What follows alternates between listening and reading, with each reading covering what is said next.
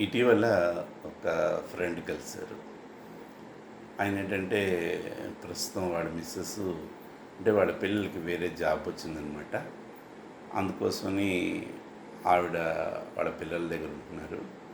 ఈయనొక్కరే ఈ ఊర్లో ఉంటున్నారనమాట. చాలా ఒంటరితనం, చాలా బోర్ కొట్టేస్తుందండి. ఏం చేయాలో అర్థం కావట్లేదు. ఇలాగా ఆ ఊరికెళ్ళి కొత్త జాబ్ వెతుక్కుంటామంటే మళ్ళీ ఫస్ట్ నుంచి అన్నీ మొదలుపెట్టాలి. ఇక్కడ ఉండే జాబ్‌లో ఆల్రెడీ నేనే సీనియర్‌ని. నాకంటూ బాస్ కూడా ఎవరు లేరు. ఇప్పుడు అక్కడికెళ్ళి కొత్తగా ఇంకోరి కింద మళ్ళీ మొదటి నుంచి పని చేయాలంటే ఆలోచిస్తున్నాను. ఏం చేయాలో అర్థం కావట్లేదు అని చెప్పేసి అన్నారు. ఆయన షేర్స్ అవి చేస్తుంటారనమాట. దానిలో కొంచెం బాగా యాక్టివ్‌గానే ఉంటారు. ఇంకా ఈ షేర్స్ అవి కాకుండా మీకు ఇంకా ఏం వ్యాపకం ఉందండి? దేని మీద ఇంట్రెస్ట్ ఉంది అంటే, లేదండి ఓన్లీ షేర్సే, ఇంక నేను వేరేవేవి చేయను అని చెప్పేసానన్నారు. అదే అండి. మీకిప్పుడు ఏంటంటే మీతో హార్ట్‌ఫుల్‌గా మాట్లాడే ఫ్రెండ్స్ ఎవరు లేరు. దానికే మీకు ఒంటరితనం అనిపిస్తుంది. ఎవరన్నా మంచి ఫ్రెండ్ ఎవరన్నా ఉంటే మీకు అలా అనిపించుండేది కాదంటే, అవునండి నిజం. ఏం చేస్తామండి, ఆల్రెడీ నాకు పరిచయం ఉన్న ఒక వ్యక్తి ఉన్నారు.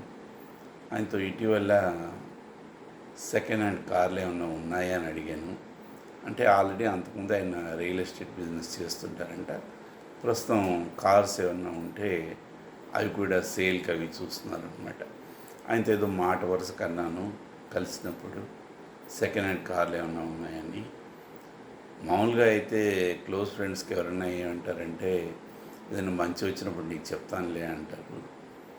ఇతను ఇలా కాకుండా ఇంకా పొద్దున్న లేచినప్పటి నుంచి ఏ ఏ కార్లు అయితే ఉన్నాయో అన్నీ ఈయనకి వాట్సాప్‌లో పెట్టేస్తున్నారంట. అప్పటికి ఈయన చెప్పారంట కూడా, నాకంత అర్జెన్సీ ఏం లేదు ప్రస్తుతానికి. ఏదన్నా మంచిదుంటే చెప్పు. నాకిప్పుడేమంత తొందర ఏం లేదని చెప్పినా కూడా ఆయన వినిపించుకోవట్లేదంట. ఏం చేస్తామండి అని చెప్పి అసలు హార్ట్‌ఫుల్‌గా ఉండే ఫ్రెండ్సే ఎవరు ఉండట్లేదు. ఒకటి అడిగితే ఏదన్నా వాళ్ళు ఏదన్నా డబ్బులు అవసరానికి అడగటము, లేదా ఈ ఇన్సూరెన్స్ పాలసీలు ఇలాంటివి ఏదైనా చేయించడము, చిట్స్ చేయించడానికో, లేదంటే వచ్చేసేసి ఈ షూరిటీ సిగ్నేచర్స్ ఇలాంటివి పెట్టించడానికో, వీటికేవో స్నేహంగా ఉన్నారు తప్పితే మామూలుగా హార్ట్‌ఫుల్‌గా మాట్లాడడానికి ఎవరు ఉండట్లేదు. ఏం చేస్తాం సార్ అని అన్నారు. నాకు నిజమే అనిపించింది.